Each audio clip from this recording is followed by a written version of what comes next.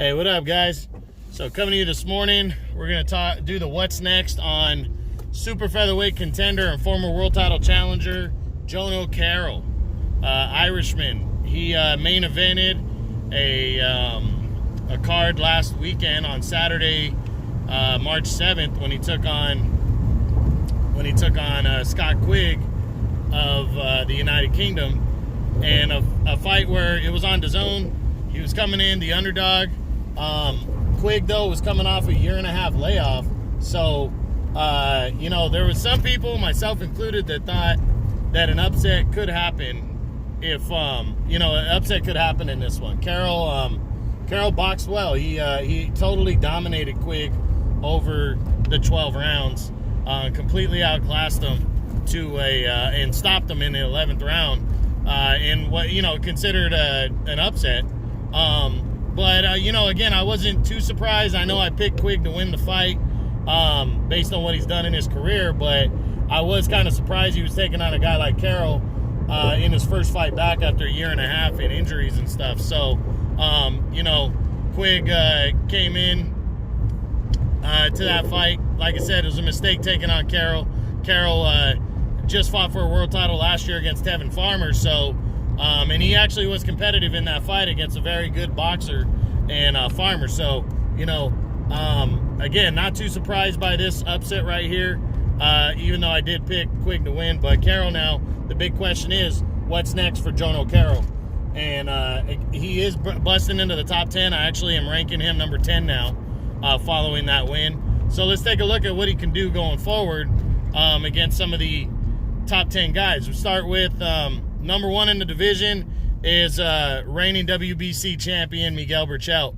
I don't see Carroll fighting Berchelt next. Berchelt's probably going to face off against Oscar Valdez in June. I think Berchelt gets through that, and then he's going to want a big fight after that. I wouldn't be surprised if he's in the mix for Lomachenko after that, or somebody on that level. But I think, yeah, Berchelt's at that stage now where big fights are going to start coming his way.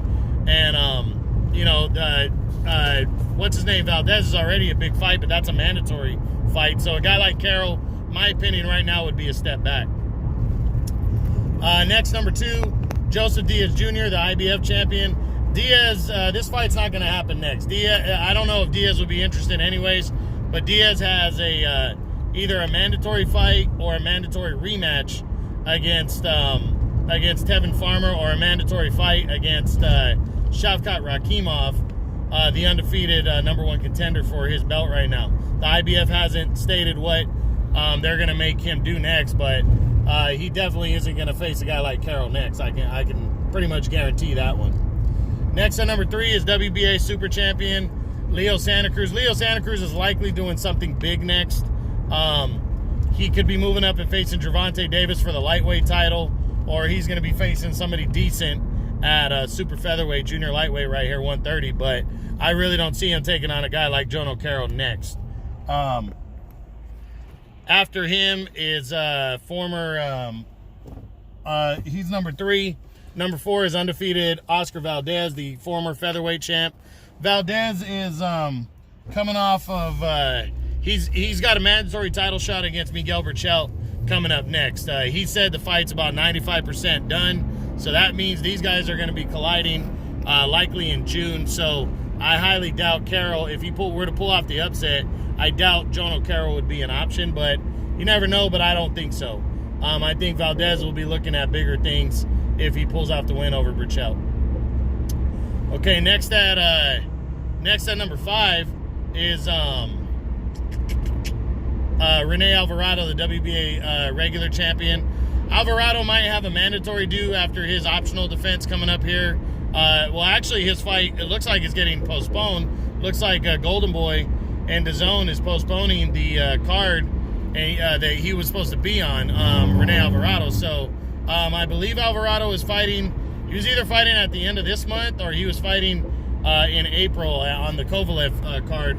So that fight looks like it might be getting postponed. It's not 100% yet, but either way, I don't think he faces a guy like Carroll next. I think he has other better options that he could take, and he'd probably go after one of those. Number 6, veteran Mickey Roman. I wouldn't completely rule it out if the fight could be made, just as like an eliminator right here, you know, because Roman's always looking for fights. You know, he hasn't fought in a while, so he's probably regrouping and trying to get himself back in the mix. So I wouldn't be surprised if that fight happened at some point.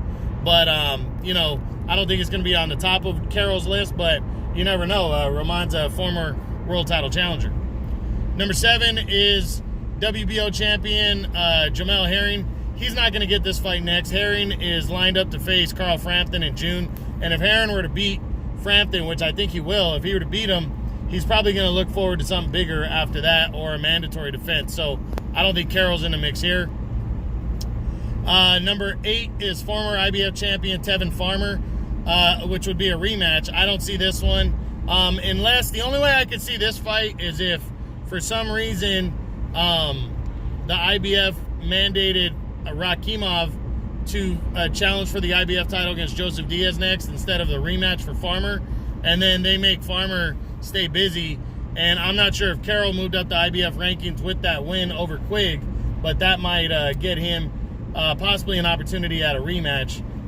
Farmer's already been there, so he might say, hey, I'll fight him again before I face the winner of Diaz and Rakhimov. So that's the only, I think that's not likely, but I think it could happen. Number 9 is former WBA champion Andrew Cancio. Cancio is supposed to be fighting at the, supposed to be fighting in April on an ESPN card, starting off his contract with Top Rank.